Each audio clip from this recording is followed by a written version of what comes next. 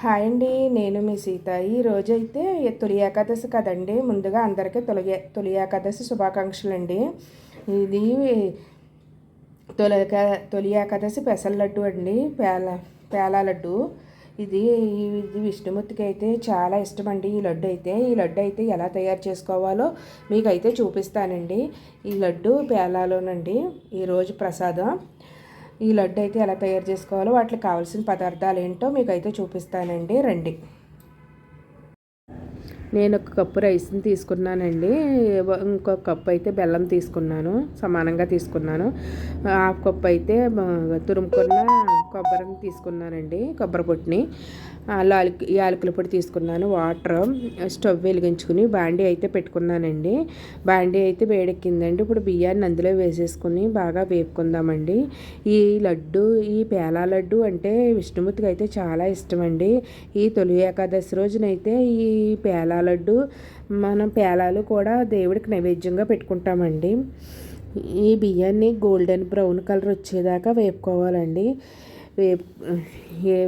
ఇది తొలి ఏకాదశి నుంచి మనకైతే పండుగలు అయితే స్టార్ట్ అవుతాయండి. ఇలా వేపేసుకున్నాను కదండి. ఇప్పుడైతే ఒక ప్లేట్ తీసుకుని ఆ ప్లేట్లో బియ్యాన్ని వేసుకుని చల్లారబెట్టుకుందామండి. చల్లారయ్యాక మిక్సీ కొట్టుకుందాం బరగ్గా. ఇప్పుడు బాండీలో బెల్లాన్ని అయితే వేస్తున్నానండి. నేను ఒక కప్పు బెల్లం తీసుకున్నాను, కప్పు బియ్యానికి కప్పు బెల్లం తీసుకున్నానండి. అలాగే 3 కప్పులు అయితే వాటర్ అయితే వేస్తున్నానండి. 3 కప్పులు వాటర్ వేసుకుంటున్నాను. ఈ బెల్లం అంతా కరిగేదాకా మనం కరిగించుకుందామండి బెల్లాన్ని. ఇలా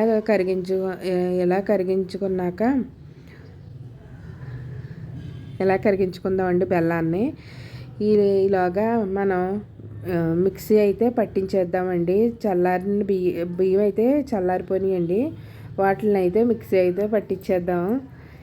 బెల్లం ఇలా కరిగించుకుందాం. ముందుగా కరిగించుకుని బెల్లాన్ని అంతా ఇలా కరిగించుకుందామండి. బెల్లంలో ఏదైనా చెత్త చెదారం ఉంటుంది కదండి, దాన్ని బాగా బెల్లం కరిగాక బెల్లం నీళ్ళు అయితే ఇలా వడకడదామండి.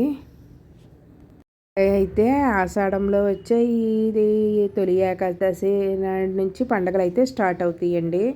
మనం ముందుగా పెట్టుకున్న బియ్యం ఉన్నాయి కదండి, అవి మిక్సీ జార్లో వేసుకుని బరకగా వద్ద పిండిలా కాకుండా బరకగా మిక్సీ ఆడుకుందామండి. మిక్సీని ఆడేద్దాం.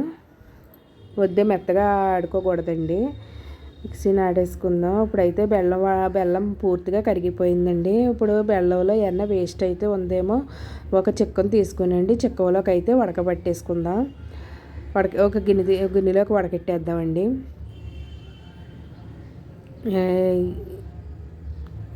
ఇలా వడకట్టేసానండి గిన్నెలోకి. ఇప్పుడైతే బాండీ తీసుకుని ఆ బాండీలో అయితే మళ్ళీ బెల్లం వాటర్ని అయితే వేసేస్తున్నానండి. వేసుకుని బాగా మరగనిద్దామండి. ఇలా మరుగుతుంది కదండి బెల్లం వాటరు. ఇప్పుడైతే మనం ఆడిపెట్టుకున్న పిండి ఉంది కదండి, ఆ పిండిలో అయితే కొంచెం వాటర్ వేసుకుని ఉండలు లేకుండా కలుపుకొని పక్కన పెట్టుకుందామండి.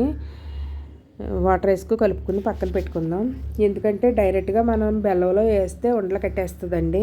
ఇలా ముందుగానే మనం కలిపి పెట్టుకుంటే ఉండలు అయితే కట్టవు, స్మూత్గా ఉండలు అయితే వచ్చేస్తాయండి ఉండలు కట్టకుండా. ఇప్పుడు బెల్లం వాటర్ మరిగిపోయింది కదండి. ఇప్పుడు దీన్ని పట్టుకెళ్ళి ఆ బెల్లం వాటర్లో వేసేద్దాం. ఈ వాటర్తో కలుపుకున్న ఈ మిశ్రమాన్ని నెట్టుకెళ్ళి ఈ బెల్లం వాటర్లో అయితే వేసేద్దామండి. అలాగే ఓ పక్కనే బాండీ పెట్టుకొని కొబ్బరి తురుముని వేయించుకుందామండి. కొంచెం నెయ్యి వేసుకుని వేపేసి పక్కన పెట్టుకుందామండి. ఇలా వేపుకుందామండి. ఇప్పుడైతే ఈ లడ్డూలకి ఇలాగా కలిపి చుట్టాను కదండి వాటర్. ఇప్పుడైతే బెల్లం వాటర్లో అయితే కలిపేద్దామండి. మొత్తం అంతా కలిపేసుకొని కొంచెం దగ్గర పడి చిక్కబడేదాకా కలుపుతూ ఉందామండి. ఇలాగా మీడియంలో స్టవ్ని మీడియంలో పెట్టుకుని కలుపుకుందామండి. ఇప్పుడైతే కొద్దిగా దగ్గర పడింది కదండి. ఇప్పుడు కొబ్బరి పొట్టుని అయితే వేసేద్దాం. కొబ్బరి పొట్టును కూడా వేసేసుకొని బాగా కలుపుకుందామండి. అలాగే నెయ్యిని కూడా వేద్దామండి. నెయ్యిని కూడా వేసి బాగా కలుపుదామండి. బాగా కలిపి దగ్గర పడేదాకా కలుపుకుంటూ ఉందామండి. అలాగే ఇప్పుడు అయితే ఈ యాలకుల పొడి కూడా వేసేసుకుందాం. యాలకుల పొడి నెయ్యి వేసాను కదండి. ఇప్పుడైతే బాగా కలుపుదామండి. మనకి ఈ పాన్ నుంచి ఈ మిశ్రమం వేరయ్యేదాకా కలుపుకుందామండి. ఇలాగా కలుపుకొని కొంచెం దగ్గర పడేదాకా చెట్టుకుందామండి.